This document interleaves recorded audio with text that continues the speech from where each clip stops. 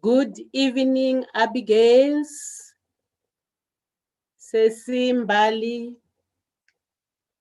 you are welcome.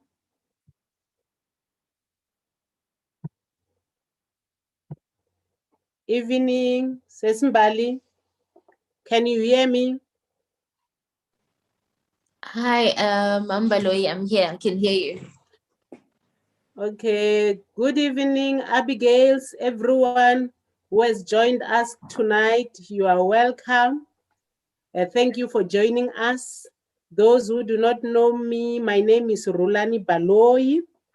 I am a daughter to Pastor Strike Mangani. I fellowship at the Manna Tabernacle of Witness. You are all welcome tonight, together with our guest, Mrs. Mbali Misimeki. You are all welcome. I with the Abigails. We are going to be talking to our sister Mbali, such an industrious woman, our Proverbs 31 woman. She's going to be taking us through a life's journey, the things that she's doing to change the lives of her loved ones, as well as a nation. I trust, feel free to engage. You can write your comments on the chat, and we will also have time to ask questions as we continue with our session. You are welcome, even those who are watching us on Pastor Strike's Facebook page, those who are in I trust we are going to enjoy ourselves. We will never remain the same. Mbali, you are welcome. Maybe to introduce our guest tonight, probably some of you may not have been able to listen to Streams of Life. Pastor Strike hosted her. I think it was on the 17th of July, Mbali, on Streams of Life. She's a social worker by profession.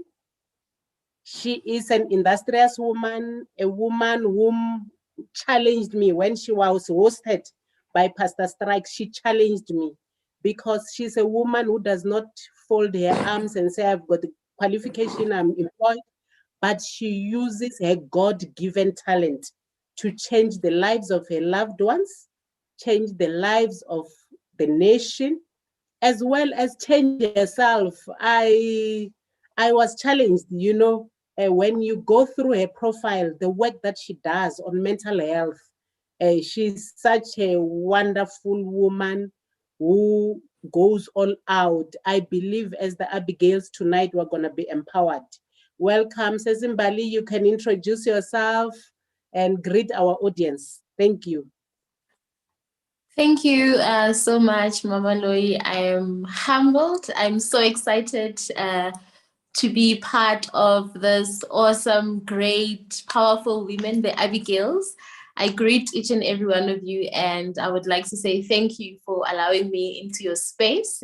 I'm really looking forward to a great conversation, a very impactful night indeed. So I'm very excited about it. And yes, thank you so much.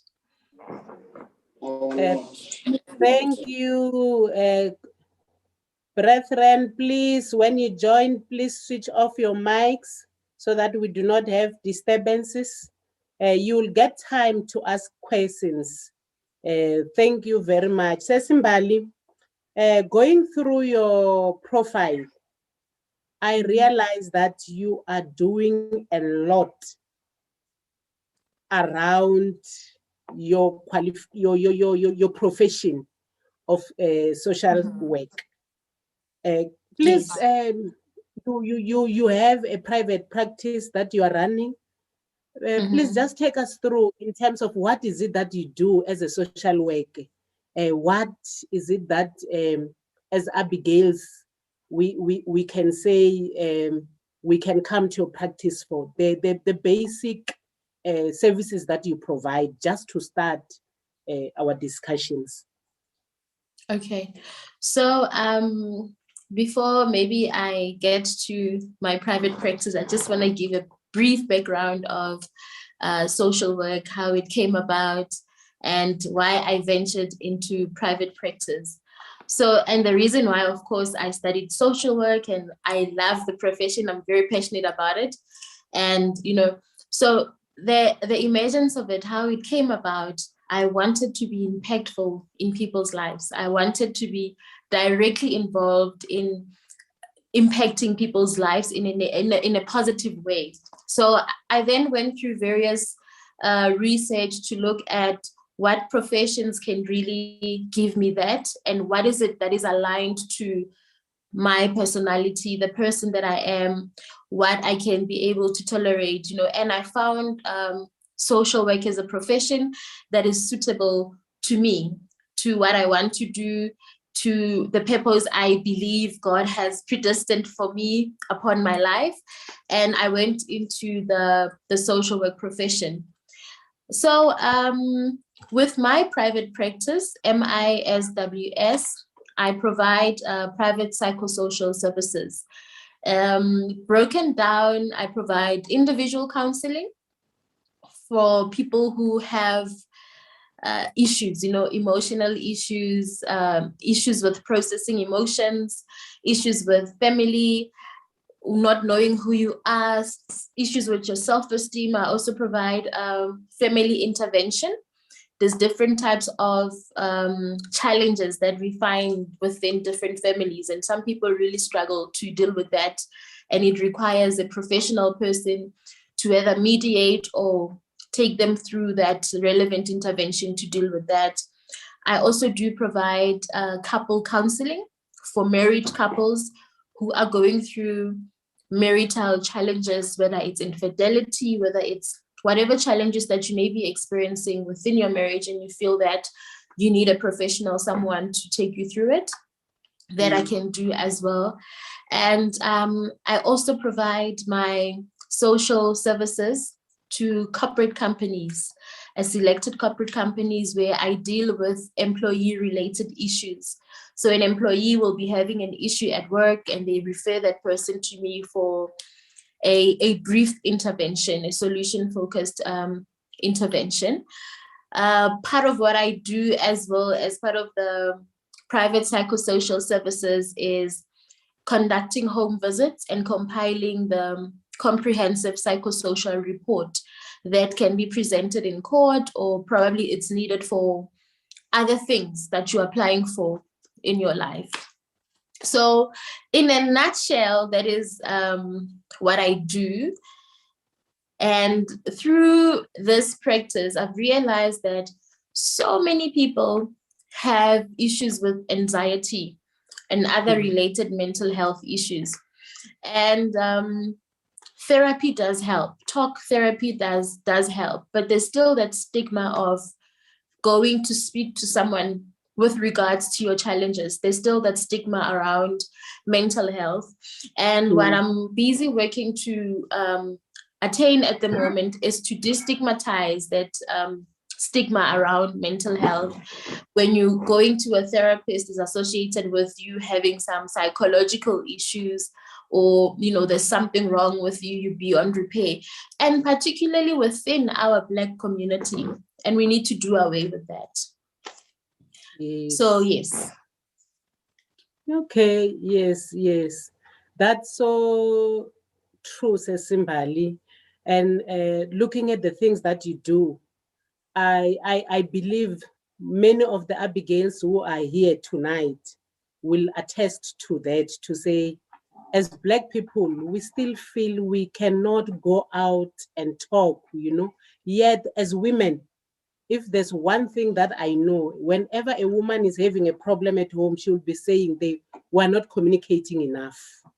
But ask yourself, what stops us from going out and get someone who's willing to listen if I feel I'm not being listened to?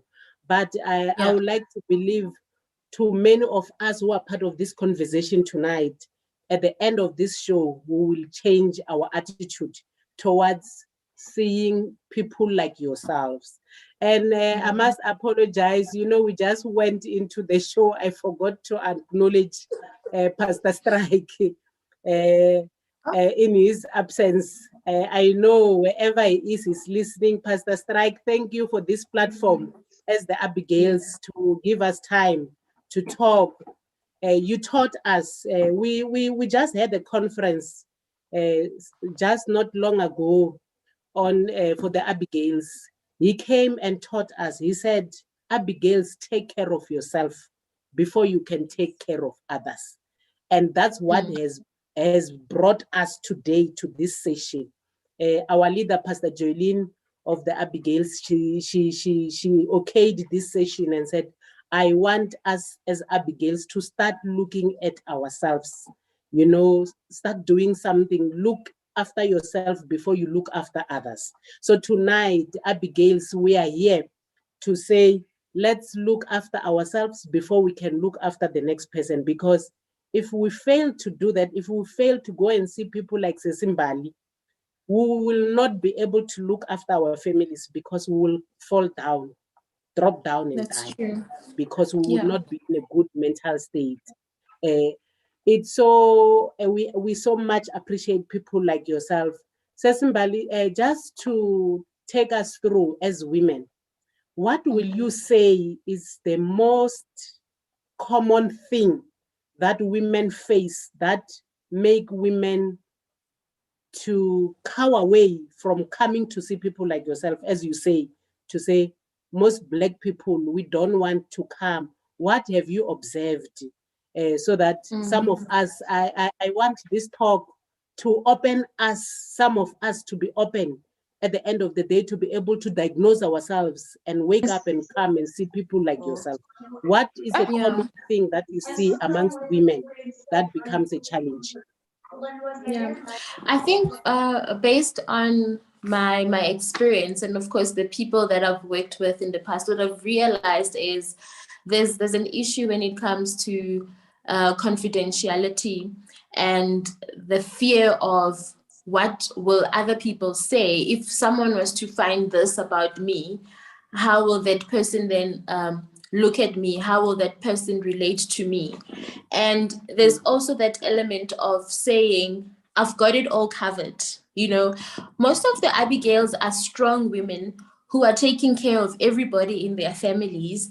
And because of that, everyone goes to them for strength. Everyone goes to them for motivation. They don't allow themselves to be down. They don't want to be seen defeated. You know, they don't want to be seen vulnerable. They don't want to be exposed to an environment where you realize that Sister so-and-so is a human being. Sister so-and-so has emotions. Sister so-and-so is disappointed. So when I speak to different women, I then realize that it's actually the misunderstanding of what is considered therapy, the misunderstanding of to what extent does one take care of themselves. You know, I usually say at times you need to be selfish, you know, about your own well-being as a woman who's taking care of the family, extended family members, or your immediate family as well. You really need to take time, take a break to rejuvenate, because as you are assisting people, as you are helping people, you are using your skills, you're using your time, you're using your effort, you're pouring out yourself, but you're not redepositing within you. So what happens at the end of the day, you end up crashing, you end up, you know, not coping with whatever that it is that you're experiencing, and you really need to seek help. You don't only need to wait when things are bad to go for therapy. You know, you don't have to wait to be diagnosed with a specific or a certain mental health illness or disorder to seek therapy. It can be used as a preventative measure as well. You know, like I'm saying, you cannot give what you don't have. So there's that thing of saying, I'm too strong, I cannot be seen down. I cannot be seen at my lowest. I can't trust people with my issues. Maybe previously you spoke to someone about what you were going through, and you had more other people talking about your situation, and that's what people are afraid of. But therapy and with a professional individual is a safe environment for you to express yourself, a safe environment where you will not be judged, a safe environment where you can be vulnerable and seek help and say, you know what, I know I am seen as this person who has it all covered, but at this pointing moment, I'm tired. I cannot do it by myself. And I mean, if we were to refer to the word of God, I mean, in the book of Romans, we do learn that we need to renew our mind. And what therapy does, it also helps us with the renewal of the mind. Most of the time, we focus on feeding our spirit, feeding our body, and we neglect the mind. So for your holistic well-being, there has to be a balance between your spiritual self, your physical self, your emotional self, and your psychological self. Most of the time, we neglect the psychological aspect of it. And it's easy to hide. It's easy to not realize that someone else is going through psychological or emotional challenges.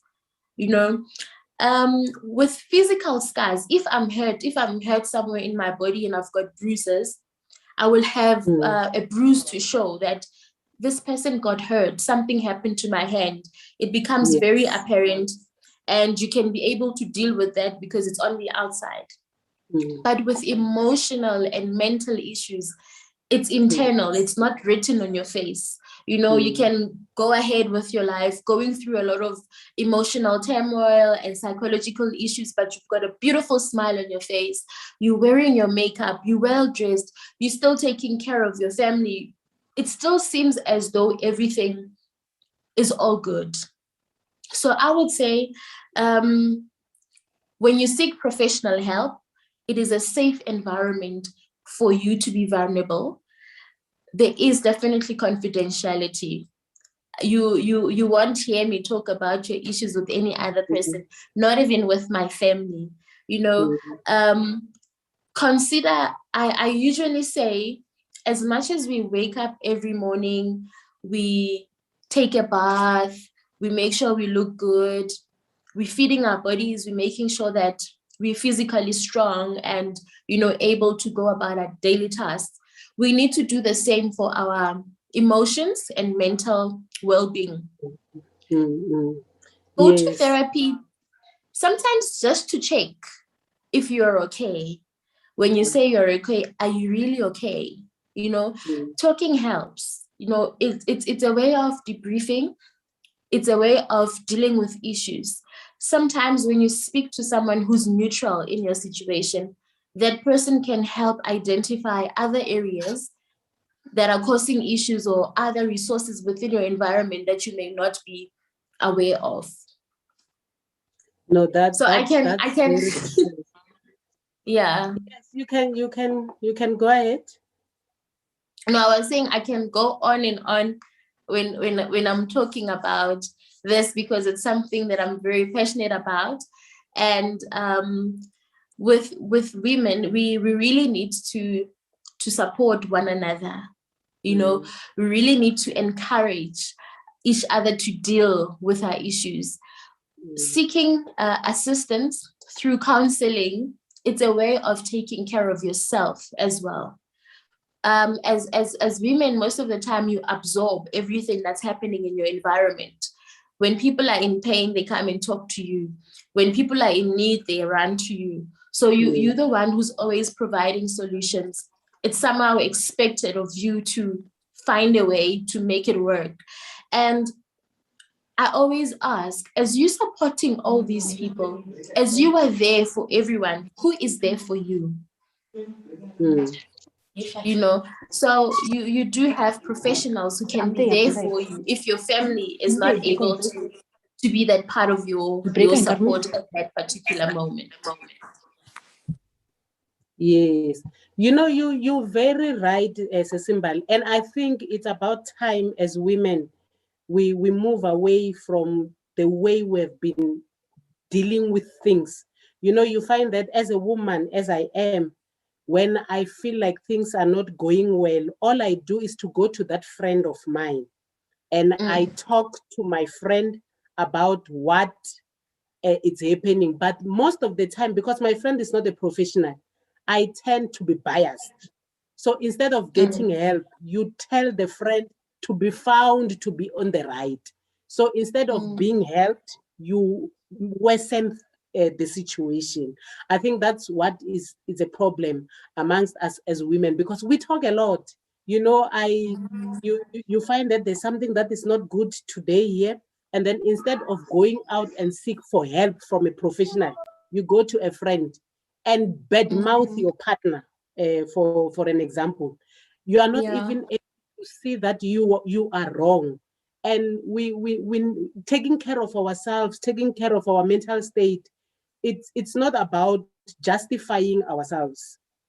I always believe it takes two to tango. You know, you cannot say this one is the one who's wrong fully, but you find that even yourself in the process, you were part.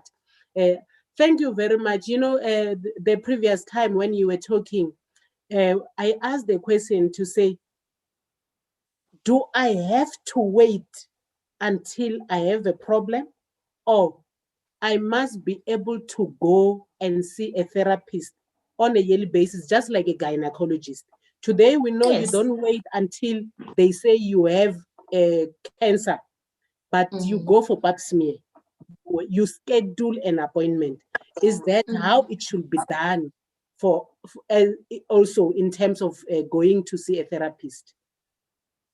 No, definitely, definitely. You put it nicely, you know, with that example of doing your annual health checks. I mean, going to a therapist should be part of your lifestyle. It should be a norm. It should be normalized to say, let me go talk to someone, you know. And therapy, it's not only, there's different types of techniques and approaches that are implemented to help people. We do have positive psychology as well, where sometimes it's not because you've got issues, but you somehow need coping mechanisms on how to move forward in life, how to reestablish yourself, how to build your business. So there's coaching as well that professionals can provide you with, how to go about certain things in your life. And like I said, it provides you with a safe environment where you can really talk about yourself without being judged, without the biasness. And definitely a therapist will be honest with you. If you really need an honest opinion about what is it that you're going through and a reflection of who you really are in terms of what you present during the session, it is definitely a safe environment for you. But the ultimate goal is to attain that help that you need. The ultimate goal is to empower you. The ultimate goal is to help you survive, help you cope within your living environment. So it's not meant to harm you, but it's mainly meant to equip you, to empower you to be able to rise above your circumstances and to cope within your environment. So you don't have to wait until you are sick. You know, you don't have to wait until something is wrong with you. It should be part of your lifestyle.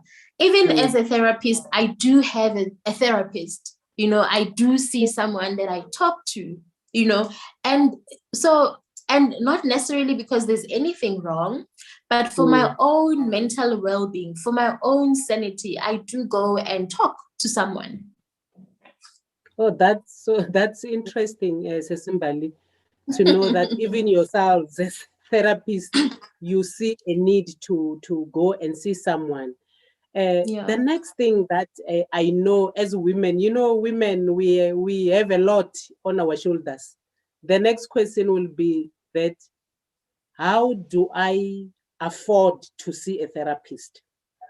Does medical aid pay for such sessions? Does government have such professionals that one who does not have a medical aid or does not have the means to pay for such services can access a therapist? I'm not sure if you there is such, but I believe yourself being in the profession, you may know. I believe some of us may not be in a position to pay for such services, but does government have such facilities to assist? Yeah, to be quite honest, therapy is expensive, and for the marginalized people, it becomes very challenging. But I know with the Department of Social Development, they've got social workers who can provide you with basic counseling without paying any fees. And they are also partnered with various NGOs, non-governmental organizations that provide such services.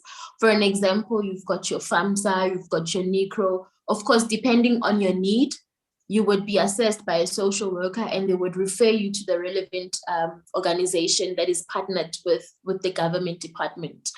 And part of what I do advocating for mental health and accessibility of counseling to the marginalized, I've realized that it's expensive and it's a battle.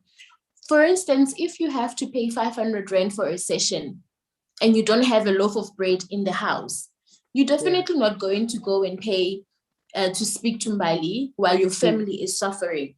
So what I do within my practice, and it's something which I started and embarking on as Mrs. SA semi-finalist, is to make the services accessible to the marginalized, to offer myself to communities that really are in dire need of counseling, and for people to come in.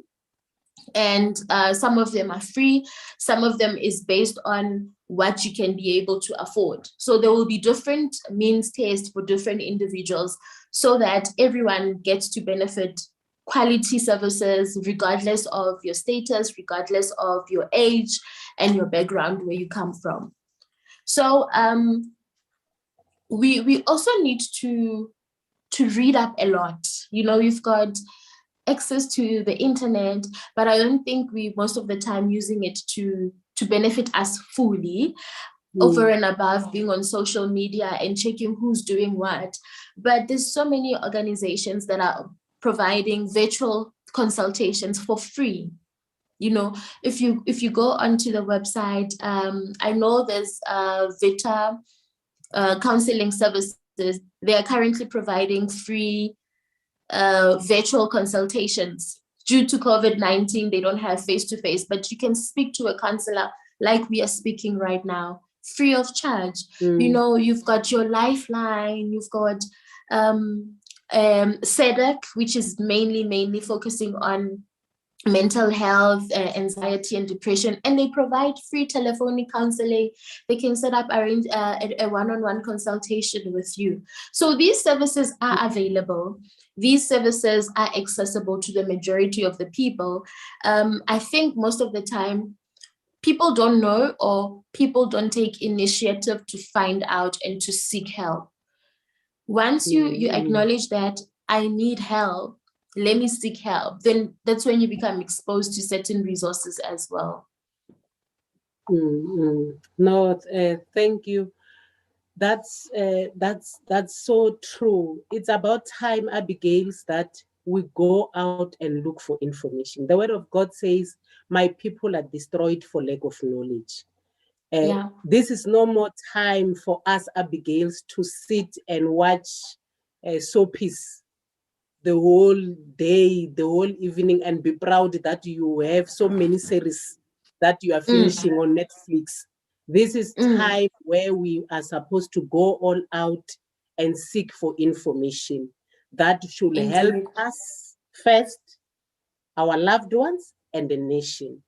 There is no way as an Abigail you can be a professional and it ends in your workplace when you do not see opportunities to assist outside. We should be able to look at our surroundings and see the challenges that are faced within our surroundings and find solutions. I loved what I came across your profile, says Mbali, when I was going through it. And I thought, this you have to help us as the Abigails. Most of us here, we are parents, either single parents or we are married couples. But one thing that we are faced with, it's our young people. They have the world in their hands. With this internet, they've got everything. And at times, our young people find themselves in the wrong side of the law. And as a mother, because I love my child, you know, I've been nursing my child since day one. To me, they are horrible. Good to me, they are my yoki yoki. You know, I do not expect them to do anything wrong. So when someone comes and say, your child has done 1, 2, 3, is on the wrong side of the law, I tend to take long to be able to acknowledge it or even to accept it at all. I've seen you are working with the young offenders in your practice as well. Can you take us through what is it that as mothers we can do to be able to monitor or help to raise our children to become responsible young men and young women, to stay on the clear from doing wrong things that are out there? And also, as you take us through, how can I as a parent be able to detect, or how am I supposed to behave around my child who is on the wrong side of the law? Because in most cases, it tends to weigh me down. I'm not even able to help my child because I start to blame myself. The first thing, I blame myself. I say, if I did not do 1, 2, 3, if I did not give him money, if I did not go to work, you know, instead of coming up with ways of assisting them. Can you, just take us through that, Sis Mbali? Okay, so Mbali, so I used to work as a probation officer with minor law offenders, although I'm no longer in that sphere or the field of practice, but I can answer the questions that you've asked. So based on the nature of work that I did and my years of experience in probation, within probation services, firstly, we need to acknowledge that no one exists in isolation. You know, a child is born and raised within a family who lives within a particular environment. So your surroundings, your environment, your upbringing, your history will contribute to the person that you become to a certain degree. So what I've noticed is parents have a certain way of raising children, and for some reason they expect them to turn out differently. For instance, if a child is growing up in a violent environment, there's high possibility that they will become violent, or they will be perpetrators of violence. They will actually, violate other people. And so sometimes, as parents, we need to reevaluate how are we doing life, how are we raising our children, and what type of environment are you exposing your child to. So you need to be intentional with what you are feeding your child, mentally, physically, emotionally. Most of the time with these children, not all of them, but most of them, they would become deviant, belong to deviant groups, commit crimes, because there's a need for belonging. You know, sometimes it's a method of seeking attention. Because I don't have validation from home, I don't get the care, the love that I need from home, I will then go join a group that I feel welcome in, that I feel at home when I'm with them. And most of the time you would find that it will be deviant groups where the child now is influenced to do crimes and to do bad things as well. Sometimes you raised a child in a good environment with support, material provision, but the child turns out to be wayward. When you speak to these children, you actually find out that yes, mom was there, or mom and dad were there physically. They were providing financially. They were doing all material things that I need, but emotionally they are absent. You know, so over and above the financial provision, over and above material things you can give to your children, you also need to be there socially for them, emotionally for them. create that ability or that environment where your children can be able to talk to you about whatever it is that they are going through. Most of the time, you would find that parents don't even know what their children are going through. Or they, Yes. and I do understand the pressures of life, to say at times you are a working parent, there isn't really time available, and the most important thing, you just want to take them to the best schools, you just want to give them all that they need so that they have a better life. But over and above, being emotionally and socially connected to your children can really help to alleviate deviant behavior and your child falling into different traps as well. And the other thing that I can say, maybe to help empower parents, is to understand how old is your child and what phase are they in. So, you know, we've got different developmental phases. For instance, when you are a teenager, you're going through identity, you know, versus your identity crisis. So role modeling is very crucial during that period when your child is growing, transitioning from being a child into a young adult. What happens in the environment influences them. Who they talk to influences them. Where they go influences them. So it's critical for parents to be present during that particular moment, to presently parent their children, to be directly involved in the lives of their children, so that if there's anything that's strange, if there's anything unusual, you are able to pick it up from the onset. Parents leave their children to be raised by teachers in school. You know, Yes.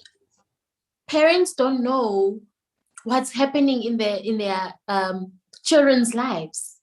You know, you buy your child a phone. Do you know what the child is using the phone for?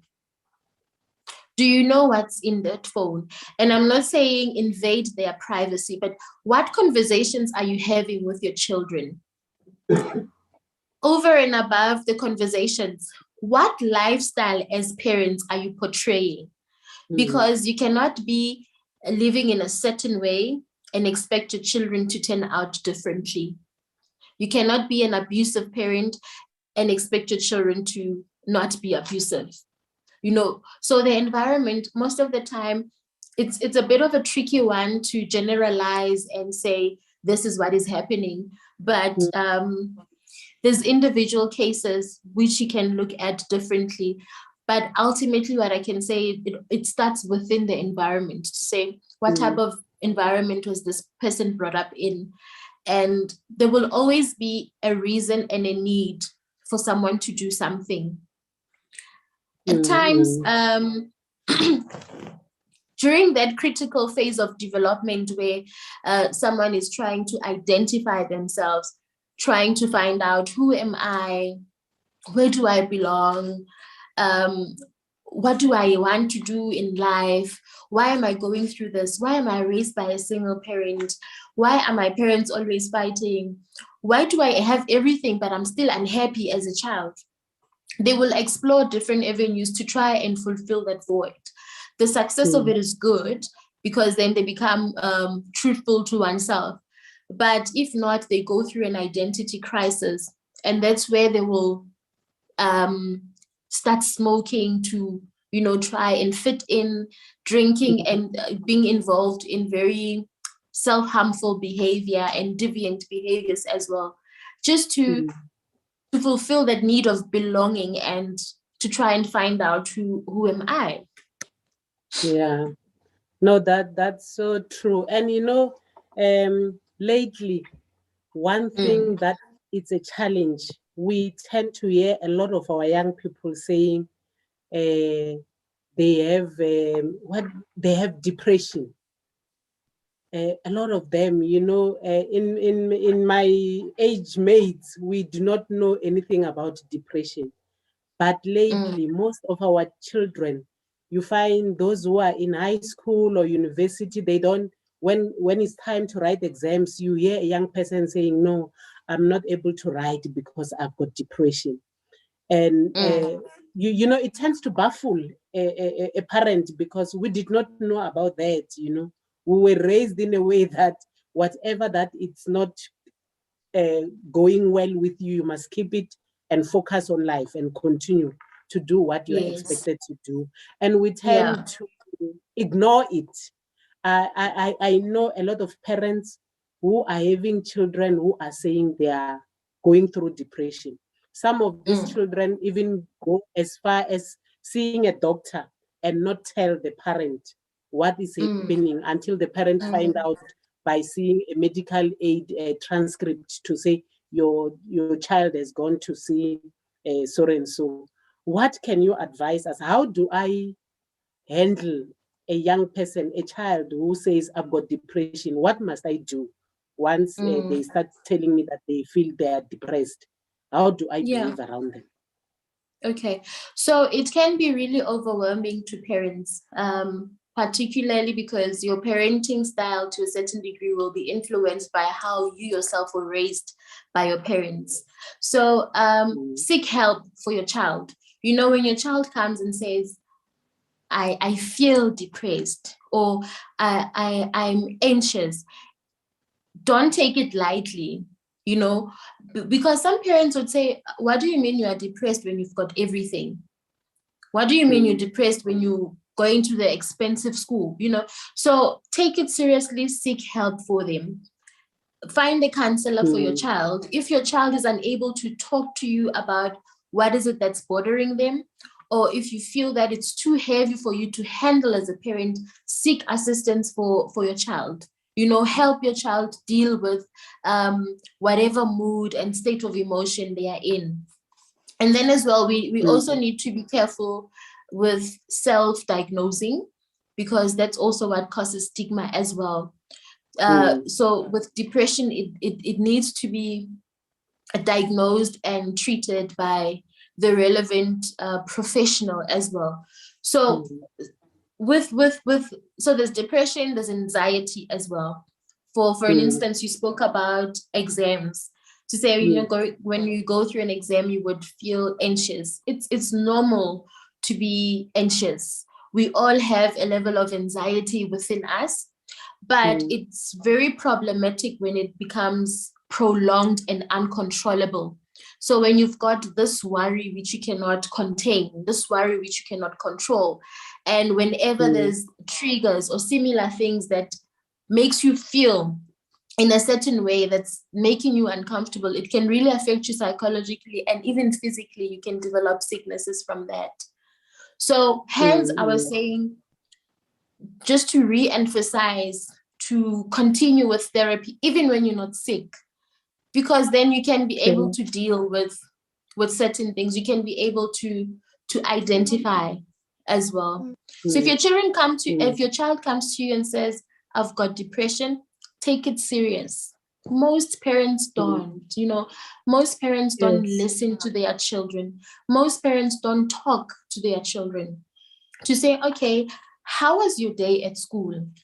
You know, or how was your day at work? You don't seem to be okay. So there are signs, of course, that you can look out for that can give you an idea that this person is not okay. They would start having a different mood, not enjoying things that they normally enjoy on a daily basis.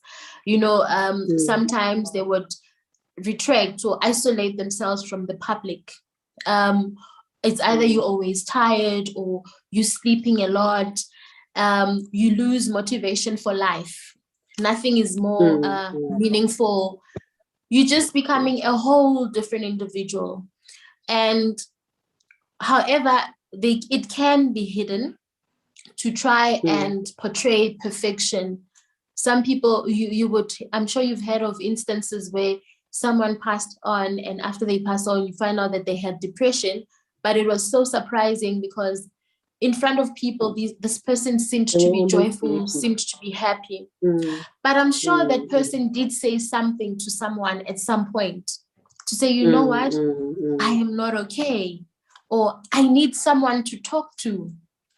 So it is during that point when you realize that there's a different behavior that your child is presenting with, a strange behavior, an abnormal behavior, and your instinct will tell you as a parent, You may not always be correct, but when you start realizing different behavioral patterns, particularly negative ones, then you must start being more socially and emotionally involved and ask the relevant questions. And then again, it's it's so eye-opening to see and hear how much mental health is an important element of raising up a family, which we tend to neglect so much. I'm sure most of the Abigails here, they're just like myself, feeling like, I haven't given this attention at all. We thought being a mother is providing, cooking, cleaning the house. What you are saying now, to me, it's mental health or having time with family and talking. It's more important than even cleaning. Come Saturday, I can as well leave the cleaning and just sit in the sitting room with my children and my partner and get to hear how are they feeling. I'm reading a comment from one of the young people on Facebook. She says, I think mental health illnesses have more awareness in the younger generation. I've seen many of my peers struggle with mental health, and many find it difficult to communicate this with their parents, and as a result, do not get assistance they need. How should we go about having conversations with our families about being supportive and providing all resources needed to get help? So it confirms what you are saying, Ceci, to say, our children, because of the generation which they are living in, they are aware about all these things. Unfortunately, with us, we are not aware. And they tend to feel like we are not there. I'm providing everything, but I am not there as a parent.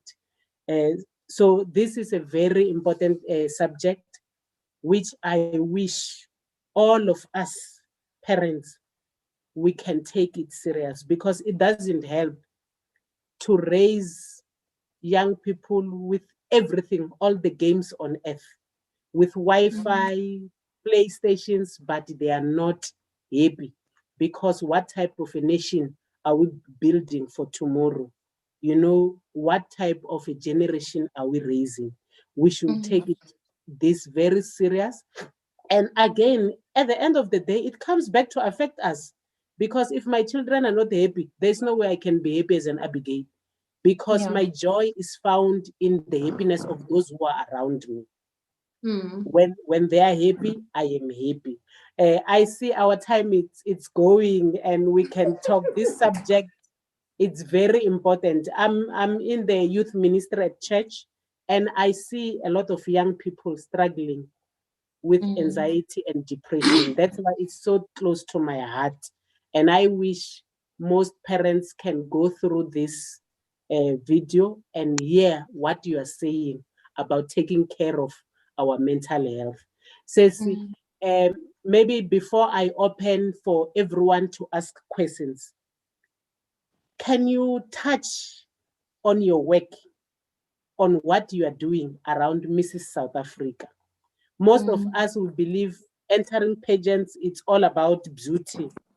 But listening to you, I realize that these are platforms that, as people, we are supposed to take to be able to influence our surroundings. Just take us through what is it that you are doing around your work as Mrs. South Africa, and also to bring awareness to all of us. And I'm sure the Abigails who are part of this conversation tonight, from here, we're going to be voting for you. Please take us through, and then after that, I'm going to be opening up. Abigails, you can be ready with your questions.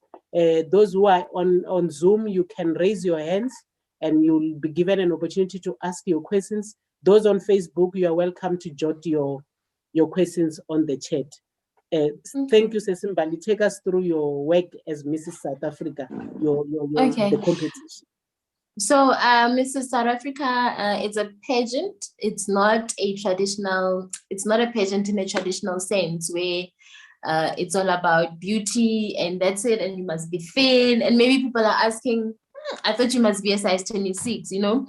So it's with Mrs. South Africa, it's a pageant for married women, whether you are a parent or not, but you must be married.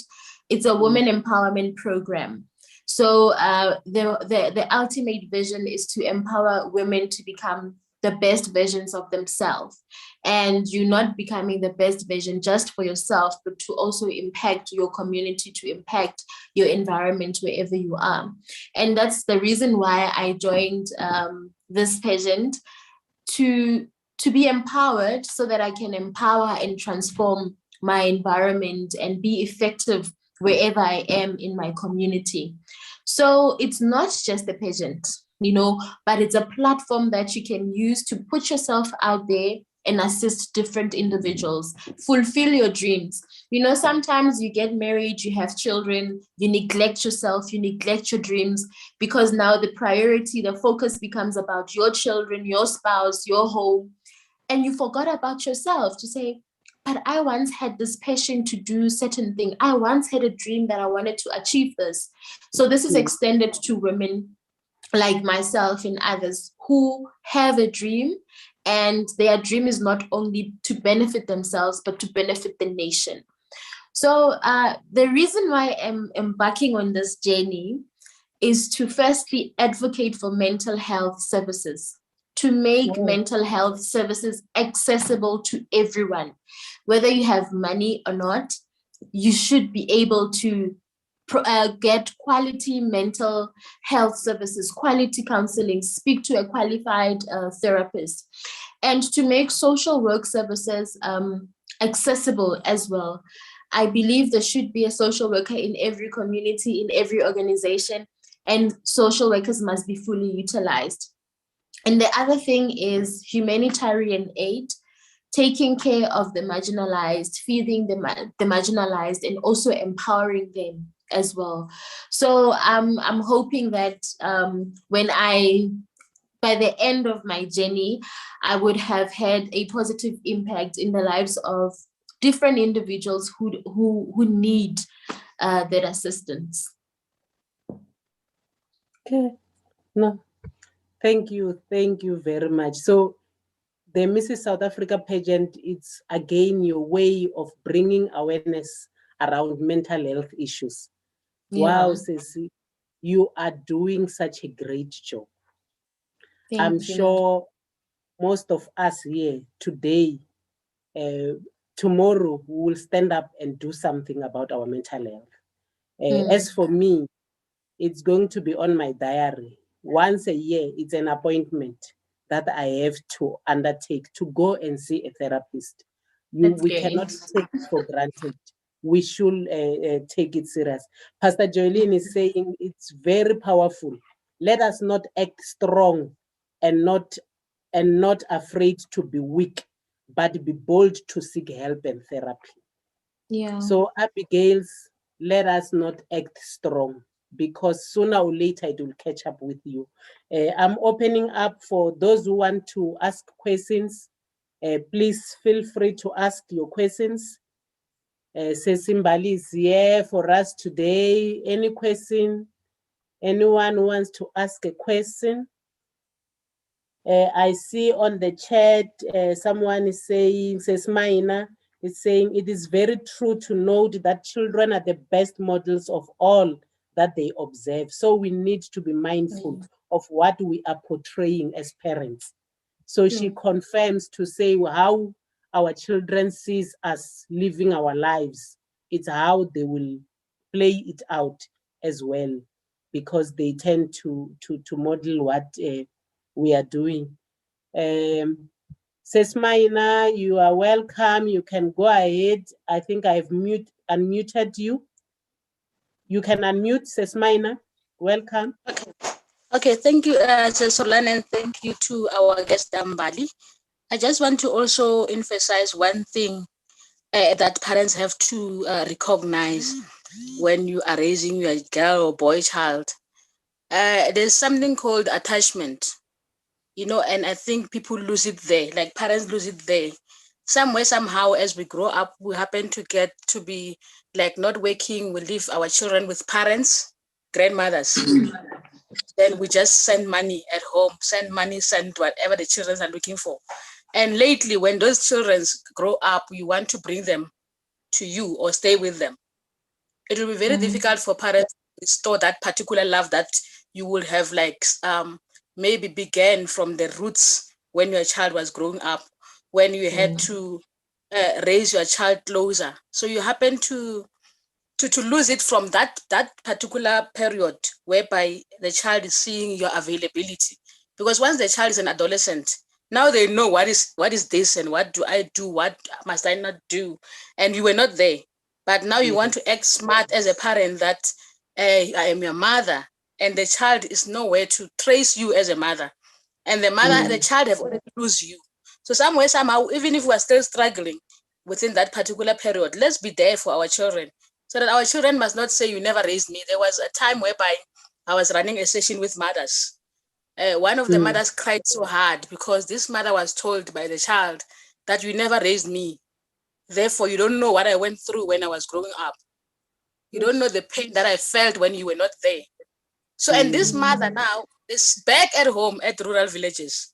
She have time to stay with the kids now, but she was never available for the children, and the love is not there, and she cannot do anything. So I think somewhere, somehow, if we feel that we are close to those mothers, let us advise them to seek help together with their children, because the family is now broken because of that particular roots that we missed from onset.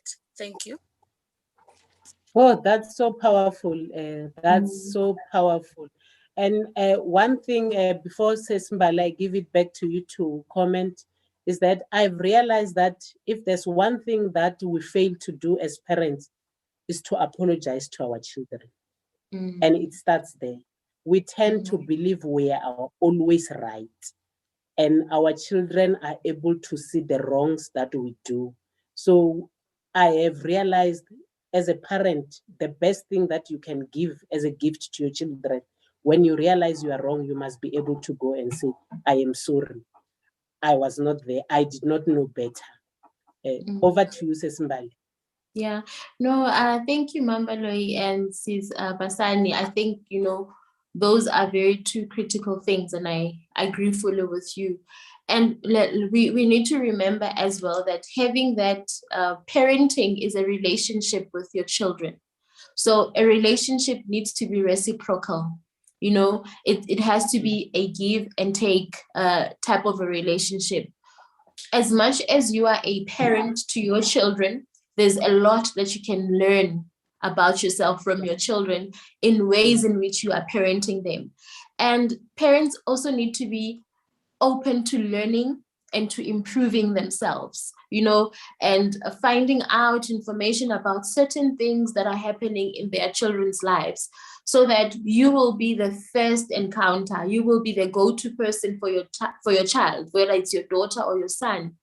The danger of not having that reciprocal relationship with your children is they will go seek help elsewhere. Yes. And they may speak to the wrong person who will mislead them.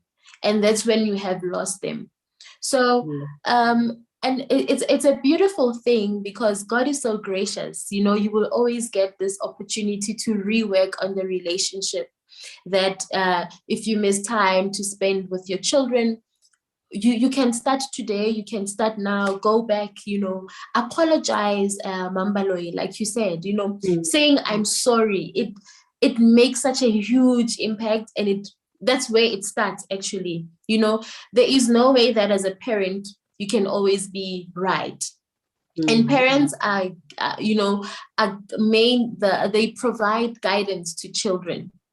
And parents don't have all the answers, but you can provide guidance. And part of your guidance is referring them to the relevant sources, good, credible, reliable sources that are not harmful, that will assist them in dealing with whatever it is that they are experiencing at that particular moment. So yeah, it's very key. It's very key to have that give and take relationship with your children. Yes, it's a relationship. It's not a policing relationship like how we were brought up. All you knew was that your parents are just there to check Are you doing things right? And Shambok, no communication. But in today's world, we need to communicate with our children. Thank you very much. Any other questions? I see there's a lot of conversations going on Facebook, even on the chat here. Someone is saying it is good to learn that there are available services of this kind. We do not have to drown in our pain because there is where we can find help. Thank you so much for the informative session. Mbali, the Abigails are appreciating you so much for opening their eyes on these issues. I know you have written quite a number of books. We said the word of God says, one. Oh, the word of God says, my people are destroyed for lack of knowledge. Abigails, Mina, I always make sure, with our phones, you can read even when you are about to sleep. I always have a book, an electronic book in my phone to read something, so that I stay clear of going through what the Queen, and they fill me with all sorts of negative things in my mind. And wherever you turn, you just see terrible things. You just see drugs going on. So we need to plant a culture of reading. Mbali, can you share with us the book that you have written, and how do we get hold of the book, so that at least as Abigails, let us renew our minds, ladies. Let us read. Let us empower ourselves. True. I've got a copy with me. Okay, rise. It's rise above your circumstances. There's a new version of it, but ultimately the book, it's self-explanatory. It characterizes an eagle. An eagle has a vision. Eagle have tenacity. Eagles don't eat dead meat. So when you go through the book, the ultimate goal was to help anyone who's struggling with whatever situation they're encountering in their life, to reinstill hope, to reinstill possibilities of rising above whatever circumstance that you may be encountering. You need to have a vision for your life. You can't just live your life as though you are a nobody. You're a child of God. God already predestined your life for you. Before you were even formed in your mother's womb, he knew you. He had plans for you and plans to prosper you. Meaning you need to have a vision for your life, and you need to live a purpose-driven life. And I always say, if your purpose only concerns yourself, then you haven't figured, if your vision only concerns yourself, then you haven't figured your life purpose.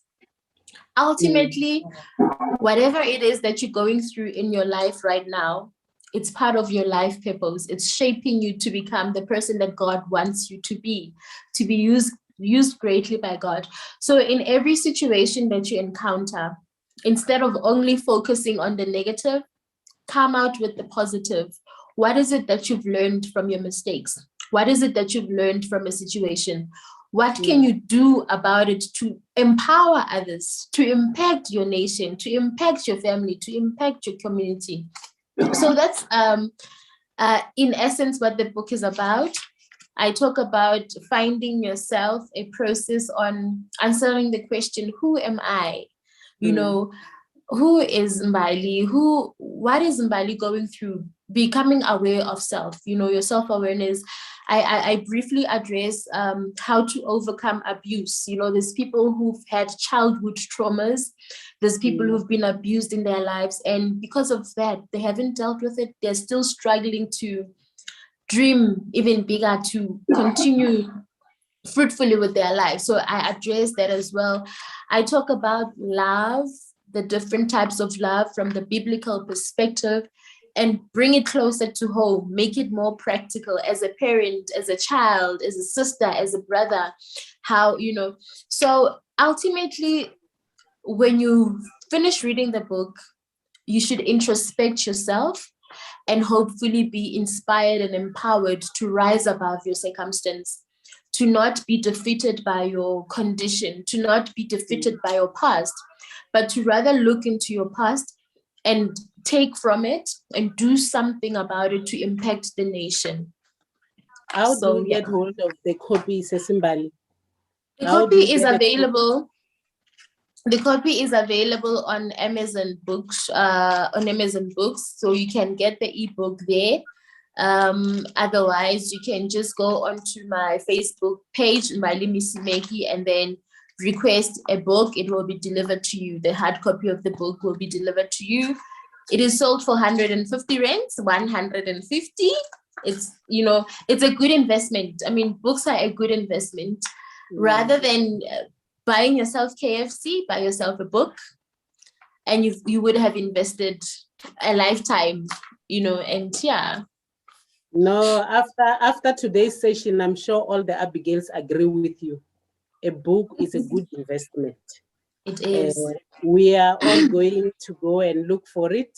Rise above your circumstances on Amazon. You have an ebook, but we cannot get it from any of the bookshops locally. And it's not in bookshops at the moment. No, it's fine. I'm sure most of us are able to go through and purchase a copy from Amazon. Thank you very much, Mbali. Our time is gone, and I've actually taken 5 more minutes. I cannot believe that we are way above time. Thank you very much. Any Abigail who still wants to say something before I give Mbali the last opportunity to say bye to all of us, a parting shot? Anyone wants to say something? You are all happy. Abigails, are we fine? Let me give back to Mbali. Mbali, your parting shots. And all the Abigails, we can unmute our cameras. Let us be seen on the screen. And thank you very much. It was nice to have you. Mbali, your parting shot. And from there, we are done. Thank you. Thank you. All right. Thank you so much to Pastor Strike Manganyani for this platform. Thank you, Mbali and Mama Ngani at home. Thank you so much to the Abigails for allowing me into your space. I had an awesome time, but I just want to part ways with Proverbs 31. I'm just going to read that passage of the scripture. Proverbs 31 verse 8. It says, "Speak up for those who cannot speak for themselves. For the rights of all who are destitute, speak up and judge fairly. Defend the rights of the poor and the needy." So ultimately, as we go about doing life, as we deal with our own personal challenges, let us always remember to be that Proverbs 31 woman, that woman who has everything figured out, not because there are no challenges, but simply because it's a woman who relies on God, on the leading of the Holy Spirit, on the guidance of the Word of God. As a woman who would go out to seek empowerment, a woman who will read, a woman who will study, a woman who will, you know, use whatever it is available within the environment and make it useful to impact the immediate family, the immediate environment, and also to impact the world, to impact the nation. So I want to say, Abigails, let us not be discouraged. Let us stop limiting ourselves. You know, let us rely heavily on God and fulfill our visions. I need you to ask yourself, what is the vision for your life? What is it? For the mere fact that you are still alive today, after everything that has happened in your life, why are you still alive today? You know, answer that question and really go for that. And if you're struggling to find answers, consult God to say, God, why am I still here? Why was I born? And do that. If your vision only concerns yourself, thank you. Then you have figured your life purpose. Thank you very much. Thank you. All right. Thanks, everyone. And good night. Thank you. Have a blessed day. And thank you. Say thank you to Mr. Misimeki for lending us yourself tonight, I'm sure, and the baby. I'm sure she cannot wait for the feeding. Now, thank you very much. Abigails, bye. Have a blessed evening. Thank you. Pastor Strike, thank you. Pastor Joylene, thank you very much for the session. Good night. Our program technician, Bud Desmond, thank you very much. I'm sure you also benefited as the David. Bye. Absolutely, I've benefited a lot. Thank you very much. Good night. Good night.